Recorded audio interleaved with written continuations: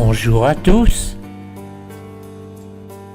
Avec cette dolotière, allons visiter le Burkina Faso. Et bienvenue au Burkina Faso. Voici une carte d'Afrique qui nous montre où se trouve le Burkina Faso. Voici une carte du Burkina Faso. Au centre, la capitale, Ouagadougou. Au nord, une flèche nous montre où est Ouaïgouya, où nous allons aller. Le Burkina Faso est enclavé entre les terres. Il est entouré de 6 pays. Au Burkina, il y a de nombreuses ethnies, comme nous pouvons le voir, mais la principale, c'est l'ethnie Mossi, centrée sur Ouagadougou et sur Ouaïgouya. Avant de continuer, voyons comment est le climat au Burkina Faso. Ouaïgouya, que nous allons aller visiter, se trouve au Sahel. Voici de beaux baobabs. Les baobabs, ce sont les gardiens du Sahel. Un paysage bien sahélien. Au Burkina, il n'y a que 2 saisons. La saison sèche et la saison des pluies. La saison sèche qui dure 8 mois, d'octobre à juin. C'est long, 8 mois sans pluie. La saison des pluies va de juin à octobre. Regardons comment se crée le désert.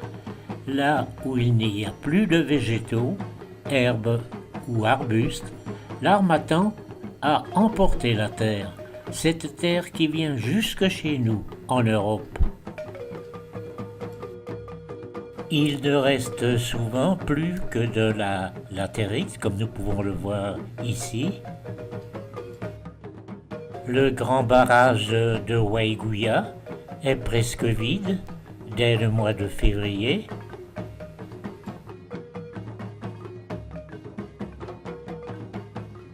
Les animaux sont à la recherche d'eau.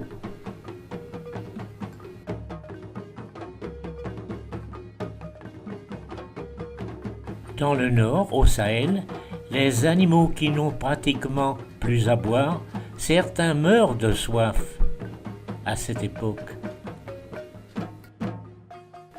Tout le monde a soif, et la tortue de notre ami Joseph, que nous allons voir tout à l'heure, a soif elle aussi. Les populations ont aussi besoin d'eau. Ici, dans un village, nous voyons des femmes avec les canaris sur la tête qui s'en vont à la recherche d'un puits. Des fillettes qui elles aussi vont chercher de l'eau. Un autre groupe est aussi à la recherche d'un puits où il y a encore de l'eau. Nous voyons un puits de brousse où sur les bois, une jeune fille a glissé et s'est noyée dans ce puits. Un autre puits traditionnel où on trouve peut-être une eau un peu boueuse. Mais il n'y a pas que des puits traditionnels. Il y a aussi des beaux puits qui ont été construits récemment. Nous en voyons un ici à Toubiango, près de Titao. Nous voyons Catherine qui revient du puits avec un très lourd canari sur la tête, quelquefois près de 20 kilos. Enfin, vers le mois de juin, un soir, le ciel se couvre de gros nuages noirs. Et la pluie, tant désirée, tant attendue, tombe avec force.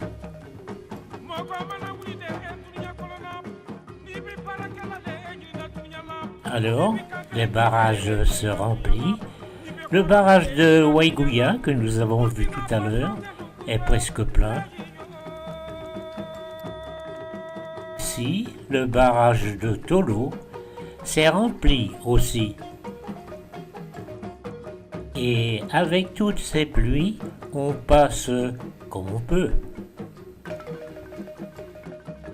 Après la pluie, tout reverdit.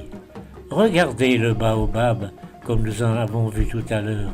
Il s'est recouvert de feuilles. Après la pluie, c'est l'époque des travaux des champs. Tout le monde se met au travail.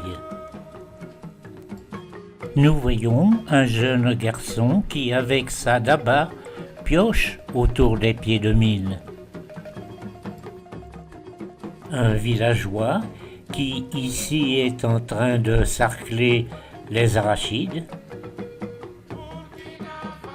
Si les pluies continuent, le mil, qui est la base de la nourriture, là-bas, va devenir eau. Ce sera peut-être une très bonne récolte.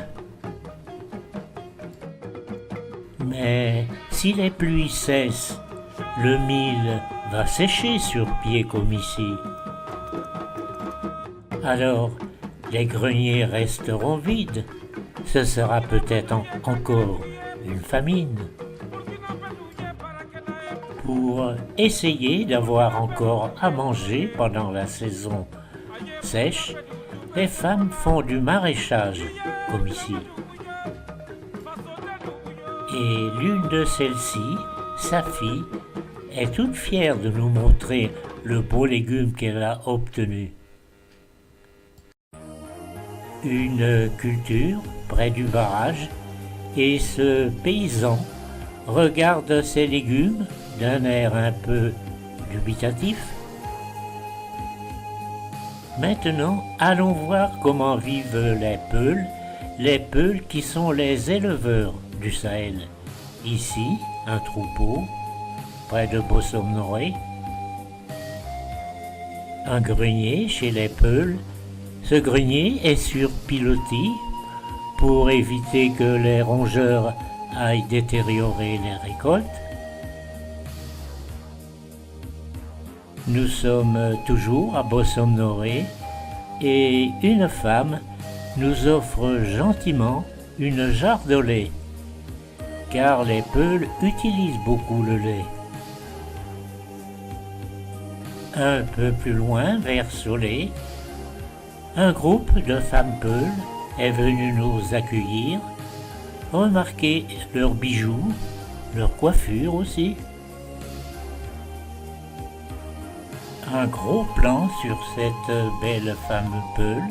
On peut revoir les bijoux, la coiffure aussi, et le reste. Entrons dans une case Peul. À gauche, le lit du chef. À droite, tous les ustensiles de cuisine et pour utiliser le lait. On peut remarquer l'architecture de la case. Ce sont les femmes Peuls qui construisent les cases. Nous laissons les Peuls à leurs activités et nous allons à Ouagadougou, la capitale. Ici, les lauriers, où tous les arrivants venant d'Europe séjournent quelque temps. La mairie de Ouagadougou. À Ouagadougou, beaucoup d'activités, beaucoup de circulation. Ici, une femme sur sa mobilette et remarquez qu'elle a sur sa tête une corbeille avec de la viande dedans. Ça, il faut le faire.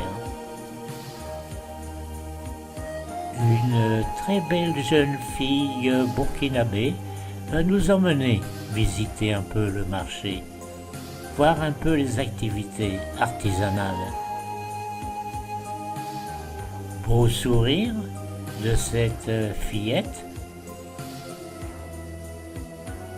Beaucoup d'artisanat, beaucoup d'ingéniosité. Remarquez ici, avec des bougies de mobilette, la confection de sujets, le détail d'une autre réalisation, toujours avec les bougies de mobilette. Là, confectionnées avec des vieilles boîtes de conserve, des petites voitures, belle réalisation, beaucoup d'ingéniosité. On réalise aussi de très beaux bâtis, comme nous pouvons le voir. Ne nous éternisons pas à Ouagadougou, car nous devons aller à Ouagouya, à 200 km au nord. Avant, pour aller à Ouagouya, il n'y avait que des taxis de brousse comme celui-ci, qui était toujours bien plein. Maintenant, il y a de gros autobus qui sont confortables ou non, comme climatisés ou non. Avant d'arriver à Ouagouya, nous passons devant la nouvelle cathédrale qui a été inaugurée en 2008. Nous arrivons à l'entrée de la ville, à un des rares feux rouges, à l'avenue de Vence. On peut remarquer que la rue est bitumée, mais dans Ouagouya, il y a de nombreuses rues qui sont encore en terre rouge. Nous en verrons tout à l'heure. Nous passons devant l'ancienne cathédrale. C'est le fief du Père Basile. Là, c'est pendant la messe de 7 heures le dimanche. Il y a de nombreux deux roues, bicyclettes et mobylettes. Maintenant, il y a aussi des voitures. Entrons à l'intérieur. Nous voyons la crèche de Noël et au fond la croix qui a été envoyée par Vence. Et nous voyons notre ami le Père Basile. C'était en 1991. Il était un peu plus jeune. Une sympathique chorale. Il y a de belles chorales à Ouagouya. Si cette photo n'est pas très belle, le geste d'offrande des quêtes de la célébration est très symbolique. Une procession lors du synode en 1993. Autre très belle procession, non pas à Ouagouya, mais à Dissine, dans le sud du Burkina. Une petite chorale bien sympathique nous fait une aubade d'adieu lors d'une visite au village de Namisigima. La grande place centrale du Nabakango, au fond, la mosquée de Ouagouya. Au milieu de la place, le monument commémoratif du Nabakango. Le Nabakango, c'est l'empereur Mossi qui a fondé la ville de Ouagouya il y a déjà bien longtemps.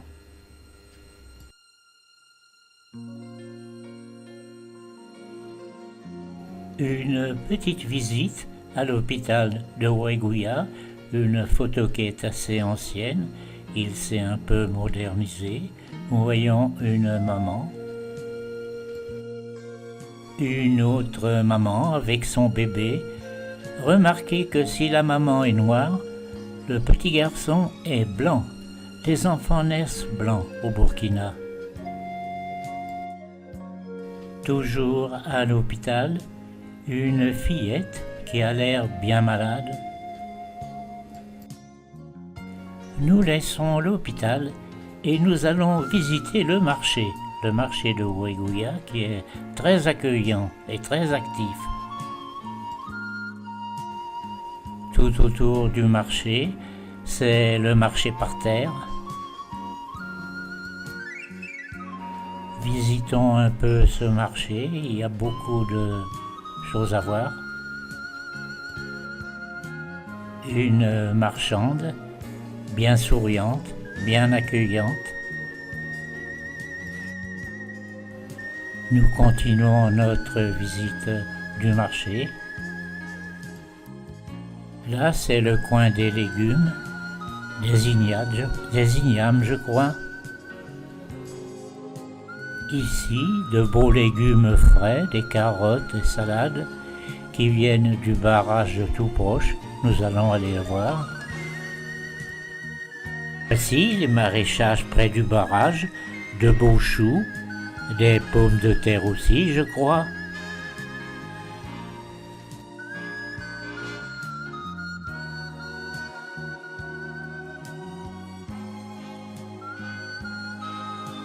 Ici, ce sont bien des pommes de terre. Les pommes de terre de Weguia sont très réputées à Ouagadougou. Là, ce sont des poulets qui arrivent des villages alentours. Sur les mobylettes, on en met jusqu'à 100, comme ça. Au marché, il y a de nombreuses activités. Ici, un petit vendeur de sandwichs. Activité intense dans ce marché. Le coiffeur, officiant dans la rue. Un enfant aveugle guidé par son petit frère, toujours au marché. La réalisation de Canaries, ces récipients que nous avons vus sur la tête des femmes pour aller chercher de l'eau. Une photo déjà ancienne où l'on peut voir qu'au marché à la viande, les charognards sont sur le toit et attendent leur part. Si le marché a été rénové, les charognards sont toujours là. La vente de la viande dans un marché villageois et à l'abattoir du village, on peut voir que les charognards sont là et attendent leur part. Revenons aux activités du marché, ici du mobilier local, fait souvent par des villageois. Un souriant tisserand avec son métier à tisser.